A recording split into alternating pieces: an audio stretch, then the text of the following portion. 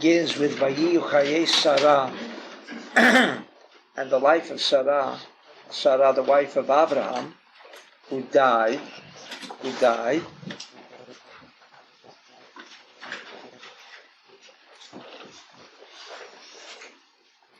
And it says that her life, or the length of her life, just translated literally, she was 127 years. These were the years of Sarah. And then it says, Vatamat Sarah b'Kiryat Arba. And it says, and then Sarah died in Kiryat Arba, in the city of Four. He Hebron, it's called Hebron, be'eretz Canaan. Vayavo Abraham lispod l'Sarah v'livkota. And Abram came to eulogize Sarah, and to cry. And most of the commentators explain that what happened here was that Sarah heard that Abraham had taken her son. Because in this previous reading, we learn about Abraham being asked by God to take his only son, that when he was 100 and Sarah was 90, and finally had a child called Yitzchak, was now 37, at the age of 37 years of Yitzchak's age, to take him and bring him as a sacrifice and slaughter him on the Mount Moriah, which is in Jerusalem. Sarah, hearing this, had a heart attack and died. All this doesn't say that she heard and so on. It just says that she died. But what's strange, it says, and then the commentators go on to say, in fact, it says only that Abraham came to eulogize her and cry over her. Where was Isaac? Didn't he come to the funeral? That's a good question. And some say he didn't come to the funeral. He went to the yeshiva of Shem Ve'ever. There was a yeshiva at that time, and he went to the yeshiva. And so someone came to me this evening. He couldn't be here tonight, so he just wanted to tell me. He says, if I had anything to say on this, I mean, she had a heart attack. Well, that's understandable. I mean, after all, being age 90, finally having a child, and then knowing that your husband takes your only child, because God says, bring him for a sacrifice. So she had a heart attack that died. But it's strange that first it should say how many years she lived, and then it says she died. Should it be the other way around? First you say if the person died, how old was the person? The person was so many years. Here it's the reverse. First tells us how old she was, and then she died. And she died in Kiryat Arba. So all of these, if we understand if we're going to read it superficially, then it's going to be a little difficult. It's going to be a little difficult to understand what the Zohar is trying to say here. What the Torah is trying to say, because essentially it doesn't really make any sense. It doesn't make any sense. Then we go to another part where the Zohar seems to even contradict what it seems that Rashi is saying, that when she heard that Abraham was bringing Isaac for sacrifice, she died. She couldn't bear to understand that God would do such a thing, so she died. And then it jumps after he buys we'll come to that. He buys a place in Hebron. called the Merat HaMachpelah, where Abraham, Isaac, and Jacob are buried together with Adam Harishon, Adam and Eve. Then it says that Avram sends his trusted servant to go find a wife for Isaac. That's a whole story, which time won't permit to discuss that today. We'll discuss that maybe on Shabbat. Anyway, this little girl, 3 years old, says she wants to come with this trusted servant back and marry Isaac.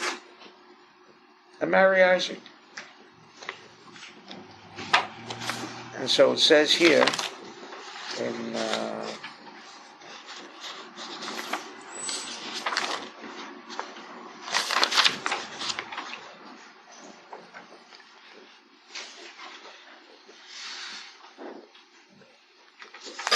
towards the end, it says,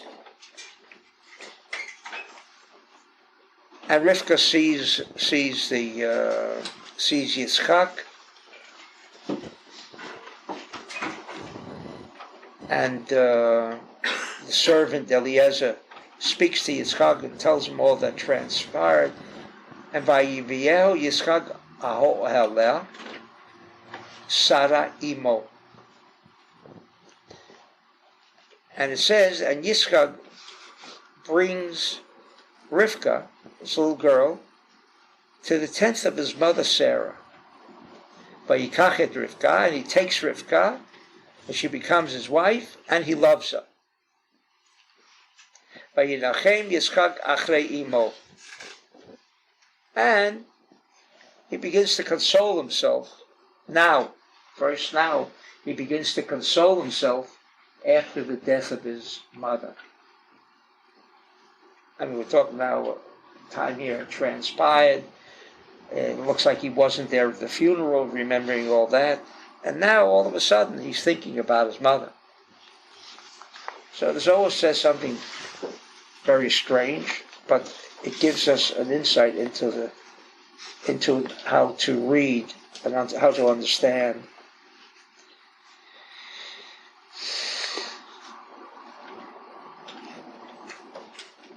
Says the Zohar,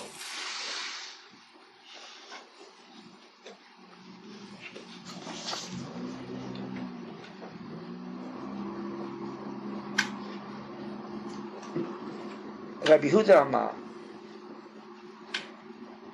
Sarah imo, it says that he brought her to his mother Sarah's tent. What does it mean? What does it mean? It says, Kimoshe tzurato shel Yitzchak, ayta kitzurato shel Avraham, just like the physical appearance of Avraham was exactly the same appearance as Yitzchak appeared. They were identical twins, you might almost say. But Kol mi sherayat Yitzchak, and everyone who saw Yitzchak, Avraham, said that this was Avraham. It was difficult to tell the difference between Avraham and Yitzchak. V'yadu b'vadai she'Avraham holedet Yitzchak, and that's how we knew that Avraham was certainly the father of Yitzchak, because they looked so much alike. Kain Rivka, also Rivka hayet tzurato mamash kimo tzurata shel Sarah. She looked exactly, although Sarah was not her mother, but she looked exactly like her. Umshum zeh katuv Sarah imo. When it says by Biel Yitzchak Gaolel Sarah imo, he took it to the tent of Sarah, his mother. What it says the Zohar, what does it mean? What does it mean to? Because ki amru shesara hi ima shel Rivka. What the pasuk is telling us here, that Sarah and Rivka were identical twins.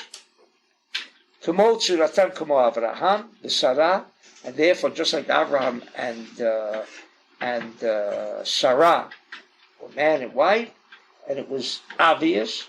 Shavram holedet Yitzchak. Now he says, Afal Bisha Sarah Meita, it says that she did die, didn't it?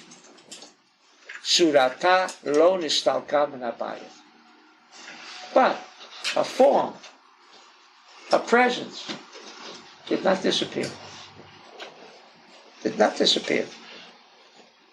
Aval lo nirata sham miyom shemeita, but nobody could see Sarah in that tent ad sheba'a Rivka, until Rivka came.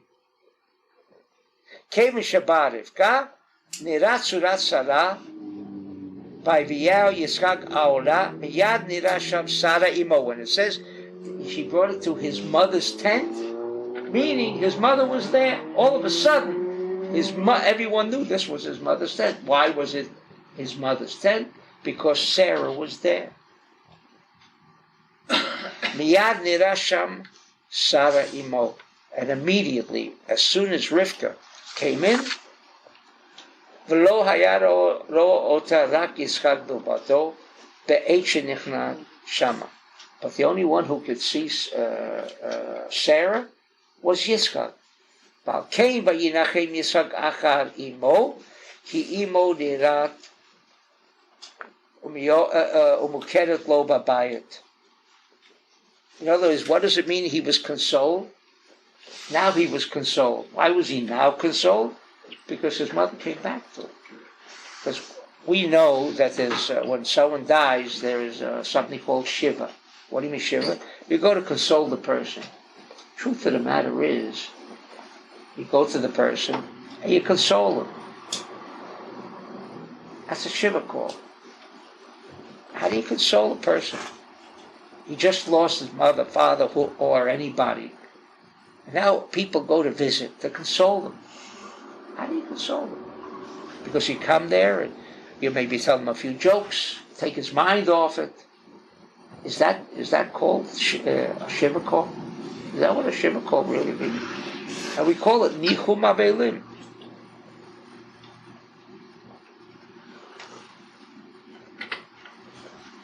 Says the Zohar that nichum avelim means that when a person sits shiva, and that was the person's last place, or that was the person, that's why you usually sit shiva in the home of where the person departed, where the person lived. Why? Because that person is supposed to be there. The person's supposed to be there.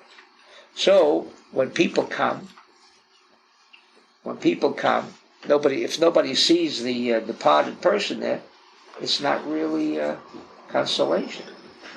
But when, let's say, a tzaddik walks in, let's say Yitzchak walked in, and Rivka walked in, what happened? Yitzchak became consoled. Why did he become consoled? Because his mother was there.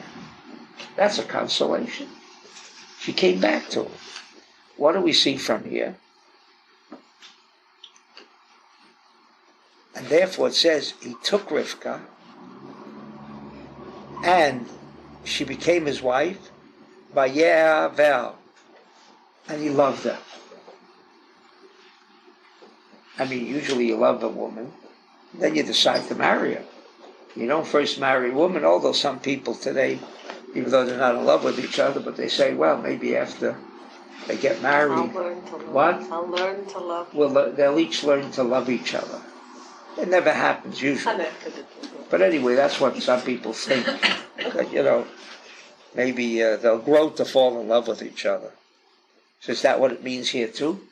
That he took her for a wife, and after he took her for a wife, and not only that, he first takes her as a wife, and then she is his wife for a while, and then he loves her. And then he is consoled. Therefore, and the Zohar says it should be the other way around.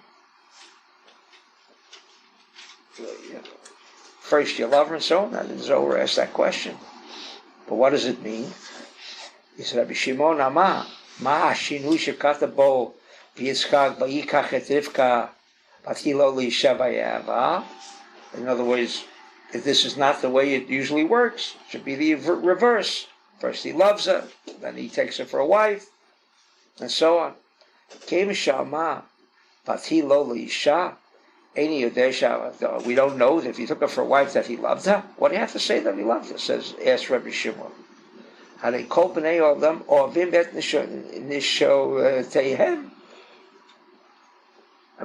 don't all the world love their women before they marry them? Ask the Zohar. What's different over here? Shadafka be Yitzchak, it says, and he loved her.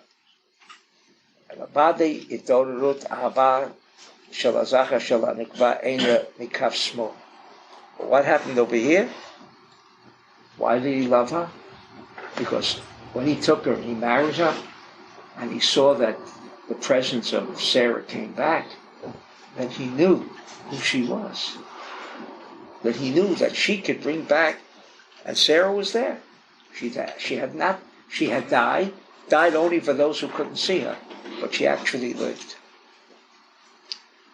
With this understanding, then we could begin to understand the beginning that we asked.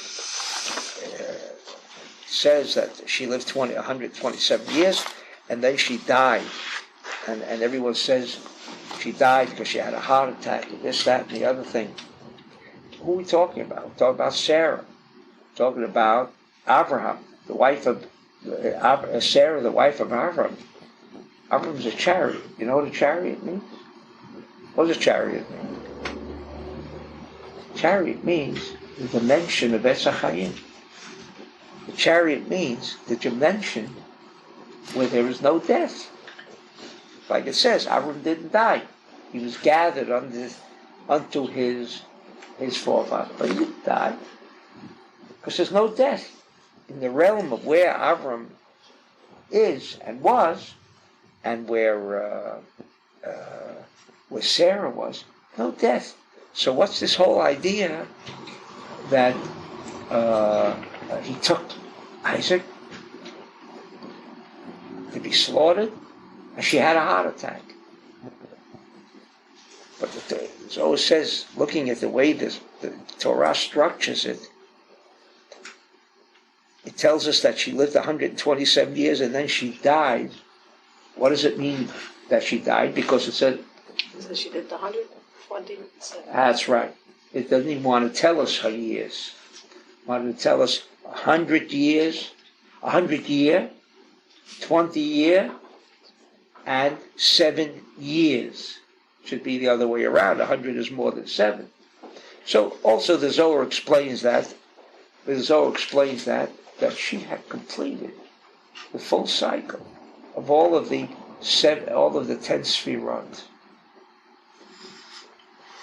When she had completed all that she was destined to do here, she then realized what was the reason that Avram took Isaac to be slaughtered. We know that it wasn't a question that Isaac was going to kill him. There's no death. God doesn't know what death means. Huh? He said Isaac was going to kill her. Who says that he was going to let? No, go ahead. You said Isaac didn't kill Sarah. No, Isaac was going to be killed by Abraham. Did Sarah really believe that Abraham was going to kill him? Sarah understood what the purpose of the Akedah was. It was to bring together. Abraham was right column, Isaac was left column, and tried to bring these two together. What do you mean bring them together? To bring them together is only through Jacob, who's the central column. But Isaac was not tempted. Isaac was desire to receive. The Akedat Yitzchak was a desire to receive for the basis of sharing. When Sarah heard that this had already been done, then she knew what? She knew that the next stage is ready. Now, for Yaakov to come into the picture. But it has nothing to do, and that's what Rashi means, that when she heard about the Akedah, Rashi didn't say she had a heart attack. Rashi says she went out of the picture. But people who learn that and understand on a very superficial physical level, that Sarah heard that such a thing was going to happen, and therefore she died of a heart attack. It had nothing to do with it. She then realized that her manifestation in this world no longer had come to an end. She had completed the whole circle, just as Avram had completed the entire circle, and now they were ready for the next stage. Because other than that, there's no interpretation.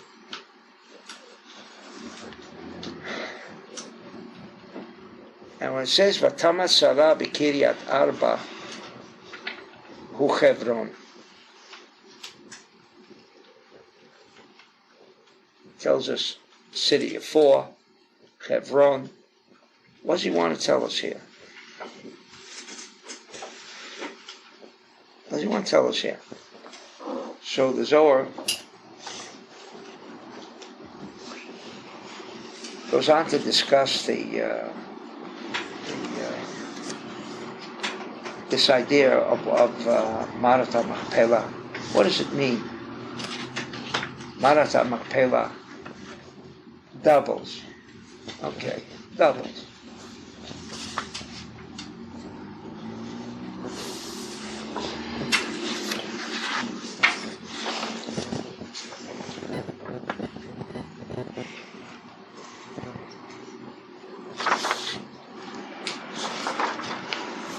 Says the Zohar, Rabbi Yehuda Amar, Avram haya yodea Simon ba'oto hame'ara.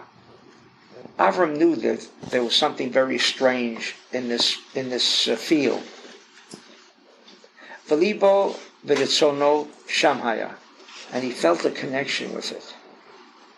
Shubki mekodem lechen nichnas sham v'ra'a et Adam v'chava tzefunim sham. Because he had gone into this cave, not as we know it, we see it as on top, but underneath there's a cave where Adam is, Eve is there. And when he went into the cave, he saw Adam and Eve.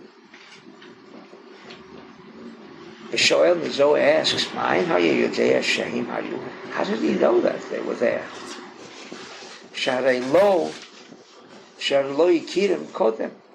How did he know that? Okay, so he saw 2 people there. But how did he know they were Adam and Eve? Maybe they were 2 other people. After all, a few thousand years had what? Because Chava said to him, don't shame me. That's bring right. her here. He saw the form of Adam. And he looked at him, and when he looked, niftach et ha-pesach shel Gan Eden. And what happened? Gan Eden opened up. As he looked at him, he saw Gan Eden. What does Gan Eden mean? Paradise. What does paradise mean? I mean, if we saw paradise, what would it look like?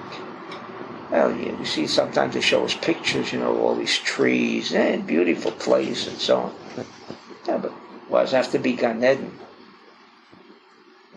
Obviously, what he felt there was the opening of what? Of the Etz HaChaim. He could feel that presence. He could feel, just like we feel pain, he could feel the absence of pain. Just like we feel chaos, he felt the absence of chaos. All of these things he felt. And therefore, he knew that this was the place. What does it mean this is the place? What does it mean this is the place?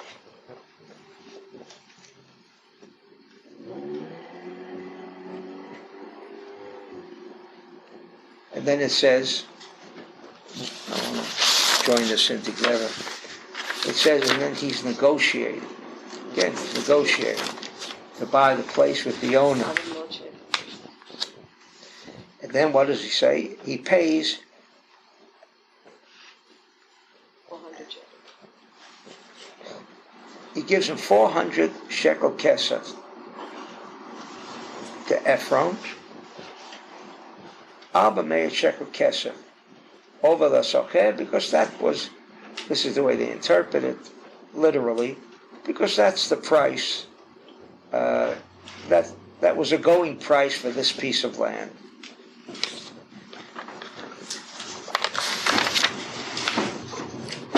$400.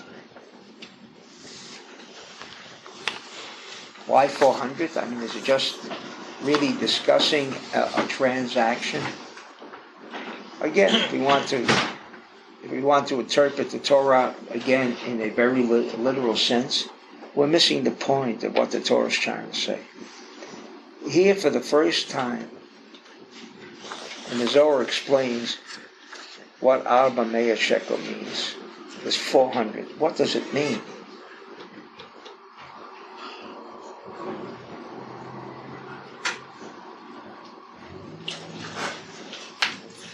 Amar Abchia, Rabbi Lazar, the son of Rav Shimon, said,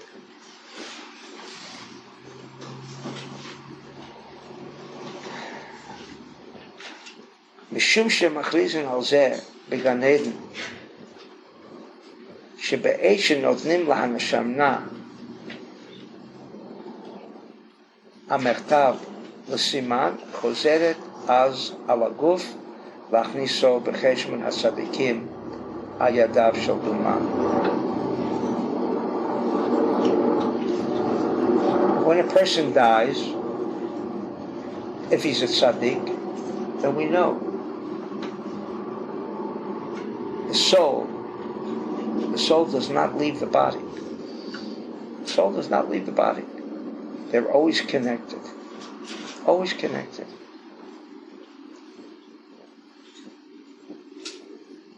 What does it mean? What does it mean that they're connected?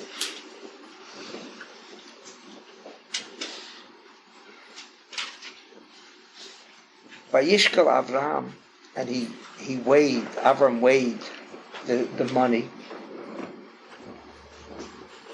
What did he give him? And why was he satisfied, says the Zohar, with this money? Abba meyot shekel kesef perusho Abba meyot olamot shel hanaat uchukot. When Avram passed this money over to him, normal money. No. When Avram gave Ephron this money contained, it's another subject, the pleasure of the 400 worlds. There are 400 worlds,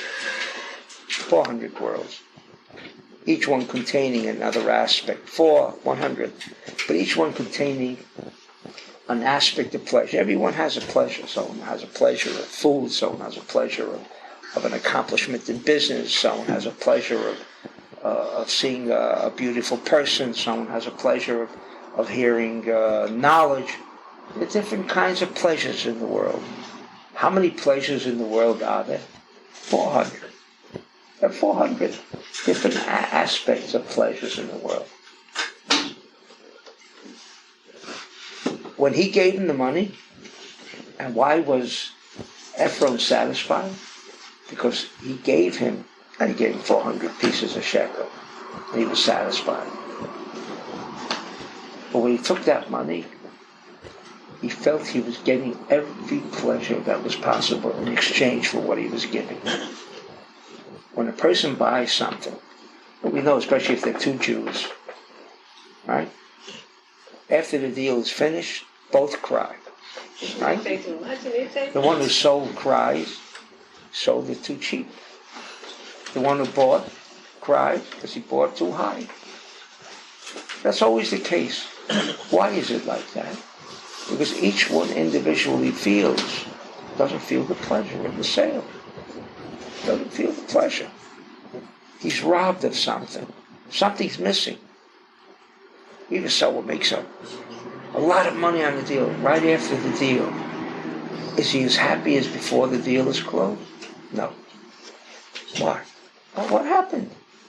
Here, there's such expectation to the closing of the deal. The deal goes through. His head already is in the next one. He wants to forget about the one that he just consummated. There's something missing. What was missing? a pleasure. So when Avram, in order that Ephraim should never regret having sold this piece, because had he felt in that sale, and that's why a lot of things go sour. Someone buys a business, someone buys a house, someone buys an apartment, someone buys clothing. You buy clothing, you bargain, right? When you're negotiating to buy a building, you're negotiating. It's the worst thing in the world. Why? Why? Because when you're negotiating, each one is trying to get the maximum out of it. So whatever one is getting, one is not getting. So at the end of the deal, whatever he wanted to get, he didn't get. And whatever the other person wanted for the property, he didn't get what he wanted, but that's negotiation, compromise, and so on. The pleasure was not included. And therefore, there is no sale. And therefore, things can go wrong. Over here, the Arba Meir Shekel Kesef, this piece of property, since Avram knew what it was, and he knew how to connect with that, that's what the whole Zohar is about here, how he knew that this was his, it belonged to him. And the Zohar goes on to say, in fact, Ephraim was so happy that he had gotten rid of it, because he never wanted this piece of property. Why didn't he want the piece of property? After all, 100 years ago, people who owned real estate, if they could see 100 years from now, Park Avenue, I mean, would they sell it for $10 a square block? Of course not. Of course not.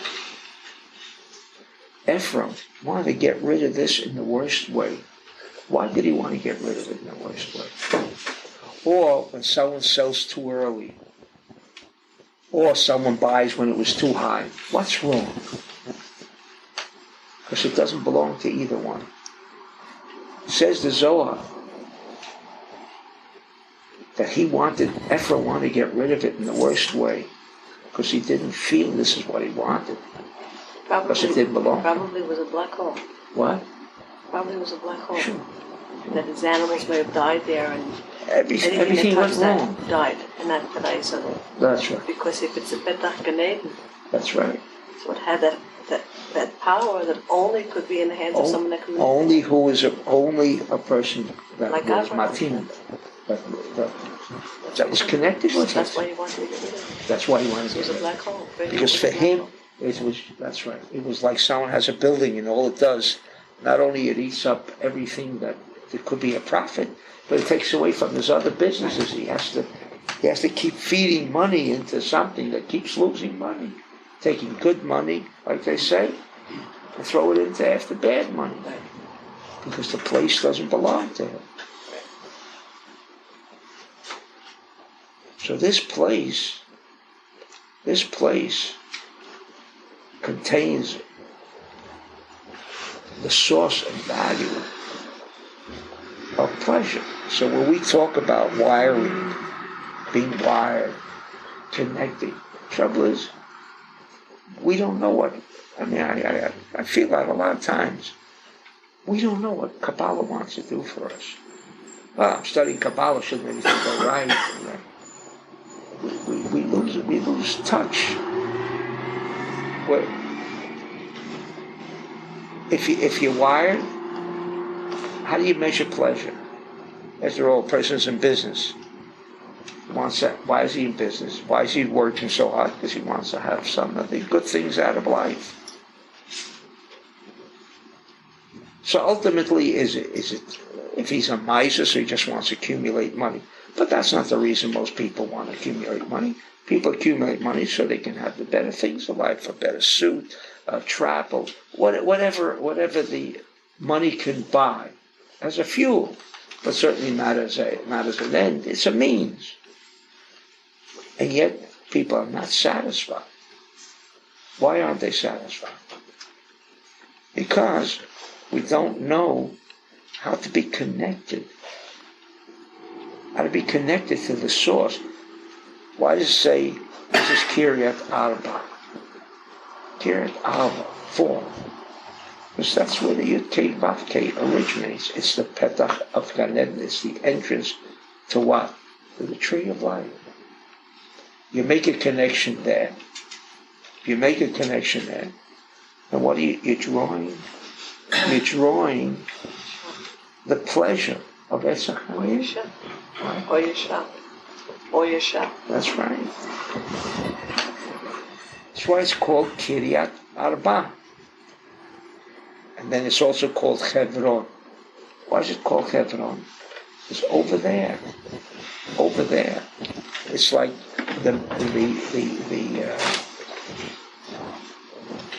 it's the main frame. It's the main frame of everything. It's the main frame of everything.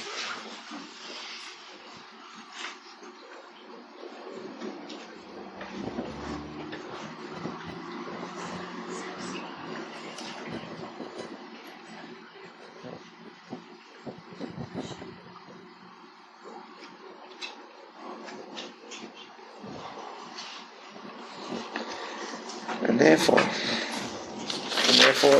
he knew that this was the place. But doesn't want to tell us that he just bought a place or can have a burial place for them. No. When they died, and that's where they're buried, they're being buried there, and our connection is not to Avraham, Yitzchak, and Yaakov. When the 4 are buried there, meaning Adam and Eve, Avram and Sarah, Yitzchak and Rivka, Yaakov and Leah. Why are they there? Why are they there? Why aren't they somewhere else? Because the only way we would know where we could wire ourselves to. We don't even know what it means. What do you mean to wire yourself to? What do you mean to wire? You want to be wired. Talking about wiring, everything you say wiring. Everyone's gobbling up because everyone wants all the information highways.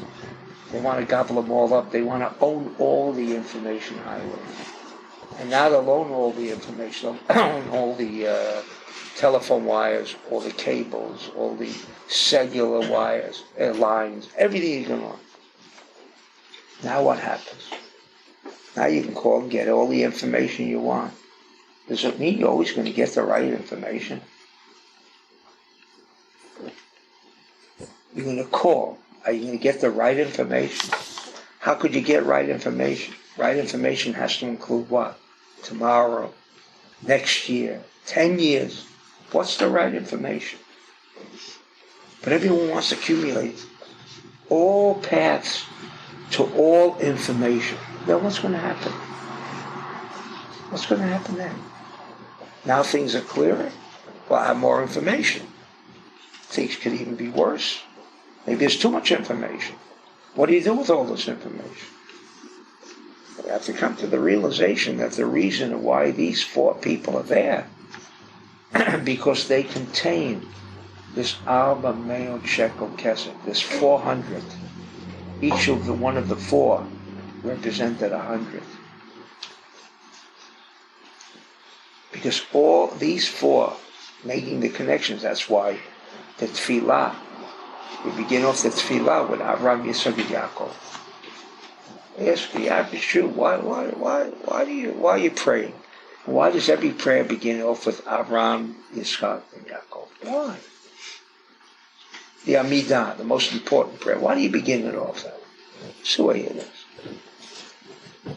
Because if we do not wire, this is what the Amidah is about. If you don't wire to them, forget it. You have to go through a cyclical process. You'll never access into information. Never. Never. That's the purpose of why these 4 were buried there. So Abraham, when it says he took her, it meant he took her to his mother's tent? Is that where he took her? What did he take her? He took her. What does he took her? Does he mean he took her to his mother's tent? Or he had relations with her? What does it mean he took her? Oh, he supplanted her. In other words, as another structure into developing the connection. It says he took her, she became his wife and loved her. Loved her, that's right. After he put her into his mother's tent. Right. When he said he took her, what does that mean? He took her where? Where did he take her? Did he take her He physically? took her as a wife. When it says He took Vayika, her, she became his wife. she became his wife. So does it mean that he had relations with her? Yes. And then He married her, and then he loved he her. married her. And then he loved her. He loved her because he saw her spiritual essence. That's right. So How did he know that they were spiritual? How did he know that she was the So continuity? why would he marry her if he didn't know her spiritual essence? I mean, why It says he took her, she became his wife, and he loved her. Right. So Why did he first? What does it mean that he took her? Did he have a physical relationship with her, and then did he marry her, and then did he love her? No.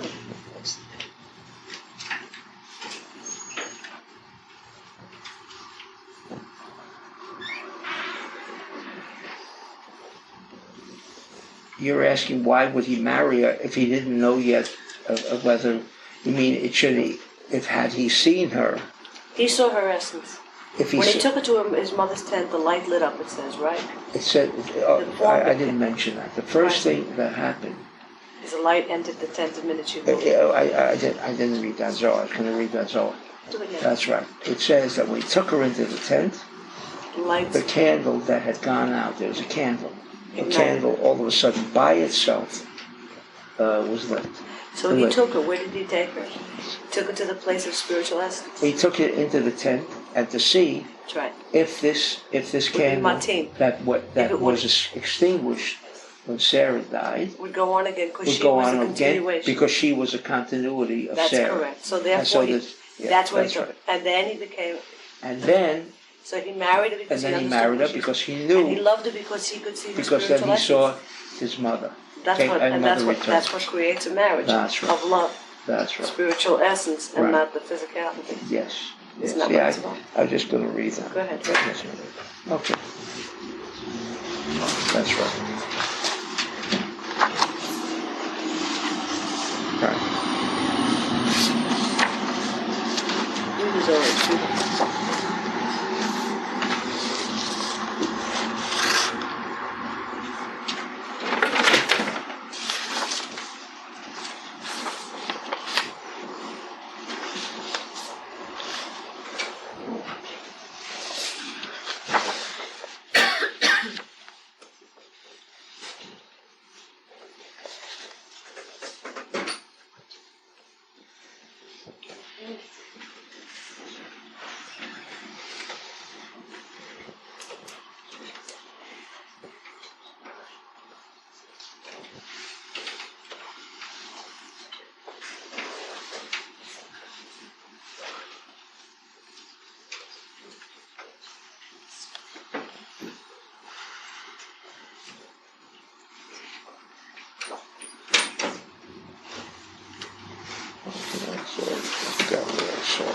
But anyway, he says about that the candle.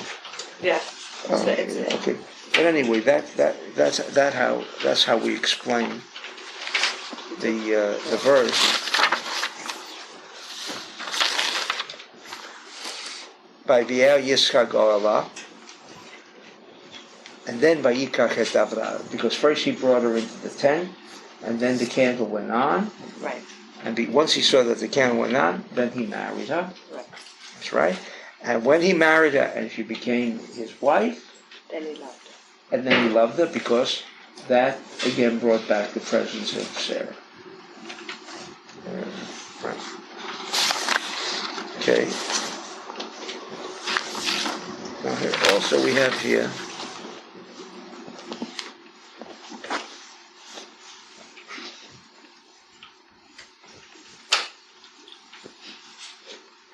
And so the Zohar explains, by Yiyu Chayei Sarah Me'er Shana, 100 years, because that's like the seed, all inclusive. So that's why it says Shana in singular, although it's 100 years, it should say 100 years.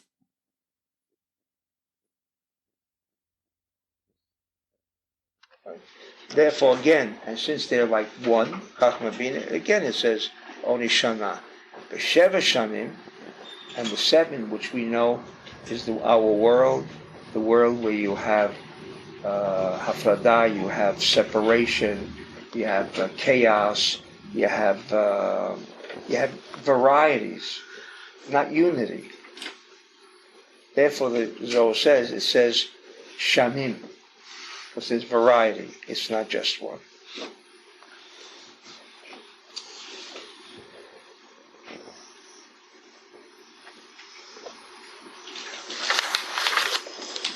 Now, concerning here, it looks, we have to understand the Zohar, but the Zohar says, we learn from here that when Avram came to buy this place of the Me'arat HaMachpelah, he didn't point to the place that he wanted. He knew what he wanted. But it says, he didn't say that's what I wanted. And from this incident here, that he came to speak to the people, he spoke to the family of Bnei Chet, and it says, and he spoke to them, he says, I would like to bury my wife, and could you give me a place, and I'll pay in full for whatever you want. And Ephraim comes forward, and he says in front of everybody, I want to give you a place. He came forward. And it never says that Avram said, that was the place I wanted. It doesn't say that. It says Ephraim, the one who owned the place, that which is called the Me'arat HaMachpelah, he comes forward. Says the Zohar, Banu l'meidim derech eretz. And we learn from this, derech eretz.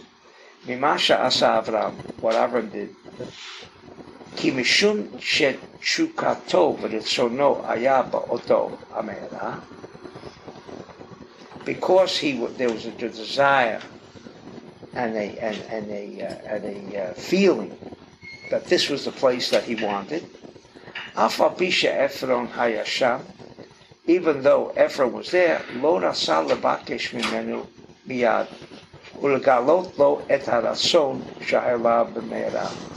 He did not want Ephron to know that this was the peace he wanted. B'sha'at chila amar shelo tzarich u'lacherim v'lo Ephron. In fact, he asked all the other people, if anybody has a piece of land that they would like. And in fact, he didn't even address his request. Elisha Amal B'nei Chet, like it says in the Torah. He didn't speak to Ephron, knowing that Ephron is the owner of the piece of land. But he spoke to the whole tribe of B'nei Chet, not Ephron. Elisha Amal B'nei Chet, Tnu li achuzat kever imkam. Came B'nei Chet amru lo b'fnei Ephron. Shamanu Adoni Nasi Elakim Ata B'Dochenu. We know who you are. You're a very high person. Ephron Yoshev B'nei Chet Yoshev Katuv.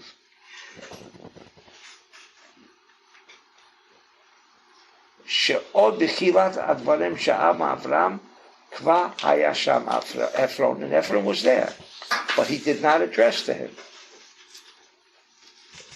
Azama Shimoni Figali Be'Ephron Ben Soha. And then and after he spoke to all of them, then he said, well, maybe in the place where Ephraim ben Soha is, maybe he'll give me his place. So the Zohar says, what are we supposed to learn from this? Yeah. What? How? Derech Eretz. That whenever you want something, you'd like to buy this or you'd like to buy that, you're not supposed to approach the person and say, I want this building, I want that building. You should say, It's good business. you should say to maybe a lot of people, we're just talking about the Zohar superficially. Anybody here want to sell a building? Right. But this is the building you really want to buy. But this is Derech Eretz. This is the way you're supposed to conduct yourself. It looks that the Zohar is giving us a piece of information on how to buy a piece of real estate. Yeah, that You don't say. That I can say. What's it got to do with Derech Eretz? Oh, this is the way a person should conduct himself in life. He shouldn't what he wants. He shouldn't say, "This is what I want." How much do you want to sell it for? He should, beat around the bush, not be direct. And I was wondering, what does the Zohar want to say over here? Wasn't? And then what happens? And then it says, Ephron is sitting there, and Ephron says, "Okay, take whatever you want. Take whatever you want," because he didn't address it to him directly. So we learn from here, says the Zohar, on how to conduct oneself in negotiation of how to buy a piece of real estate. I was wondering, what does that mean? Yeah. No, I see it as a tool, but I mean, is that literally what the Torah here, this whole conversation is about? I would imagine that Giving Machpelah came to Abraham, had to come to Abraham. Yes, that's what the Zohar said before. And Ephraim couldn't stand it. So Abraham said to the light, "It's mine. Right. Why do I have to ask for it? Let him come to me." Right. Therefore, Abraham waited, put it out in the cosmic, and said, "Now that's when come to me." That's what you have to say. Not that he was telling us how to negotiate, so, in case you want something, don't say you really want it. Because he says to him, "Who needs it between you and I? We're such good friends, you don't have to give me anything." That's right. How much is these poor shekels, right? Right. What is 400 shekels between you and me. Right. So what do you want to say? And that's what I also think. Right. That the Zohar wants to teach us that what's yours comes to you. That you really have to wait. You have to wait because that which is really yours is going to come anyway, no matter what you do. And that which is not yours, you can make every effort and decide that that's the piece you want. And if it's not yours, no matter what you do, ultimately it'll have to go away from your hands. That's what he meant. It wasn't just teaching us how to negotiate over a piece of property, how to get the better price, because after all, if Avram spoke to Ephraim directly, he said, "Oh, this is the piece of property." You may say, "Oh, I don't want 400, I want 800, I want 1,000, right?" But like this, that's not what the Zohar. That's not what this whole conversation was about. Teaching us that if you wire to the light, you really wire to the light. I mean, not all of us can be wired right away. It takes a lot of time to want to be on that frequency. But that which belongs is yours. And not only that which is yours, but the person who has it wants to get rid of it in the worst way. Because it's not his. He's going to come around looking who will just take it off his hands. This is what the Zohar says is what we're supposed to be learning from this piece of transaction. Because we're talking about something which we know belonged to Avram. That's why the Zohar gives us the whole preface. How did Avram know that it belonged to him? Because he made the connection. And when he made the connection, the whole world of Gan Eden opened up. So he knew. Then he spoke to Adam, he spoke to Eve. They all made their appearance. Then he knew it was his.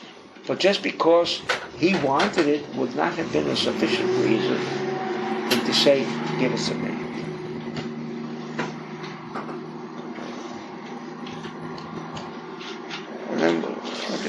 just touch on the next most important subject.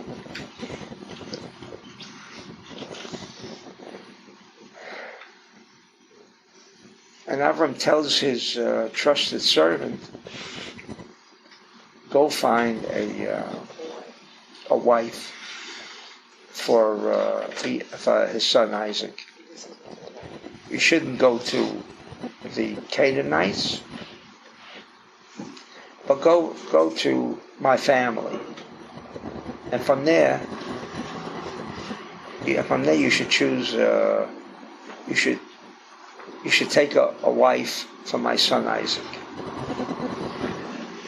And the servant says to Avram, what happens if she doesn't want to go back?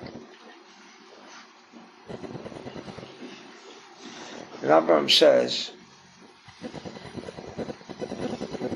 maybe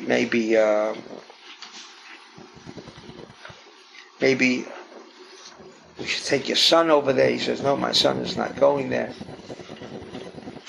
And he says that God, Hashem Elokei Hashemayim, He's going to send you Malachim, and you're going to find over there a wife for my son Isaac.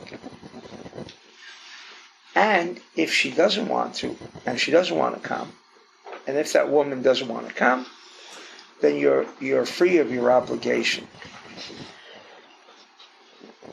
But my son doesn't go there. As we know, Isaac had to stay in Israel, and he makes him swear. Okay. Well, what's this conversation here? Is there? How do we know there's a woman there?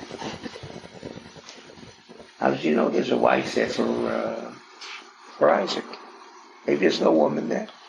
They're already discussing if she wants to come or she doesn't want to come. He sent her for Rebecca. What? He said so in last week's Parsha that Noah's wife gave birth to Rebecca. That's right.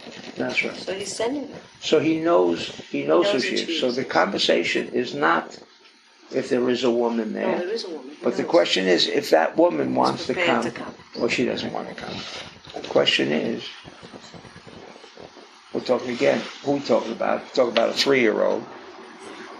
Pretty strong 3-year-old. What? Pretty strong 3-year-old. Yeah, pretty strong 3-year-old from the story about how she lifts up the jug of water, feeds the cattle, and feeds him, and he sees the miracles and so on and so forth. But what's the conversation of whether she'll come or not come? If we're talking on the level of 3-year-old, we know already we're not talking on the physical level. But being 3 years old, she's going to decide. A 3-year-old is going to decide. And he's 37. He's 38. And he's 37. 38. He is 37. Same year that he died. He married in the same year that. Yeah, sure, right away. So she is. So now the whole discussion is whether she's going to decide and agree to come or not come. And this is the conversation that Avram's having with Eliezer. He's saying, well, what happens if she decides not to come? Well, if she decides not to come, she shouldn't, So the wedding's off. So the wedding's off, right? But what does all this mean?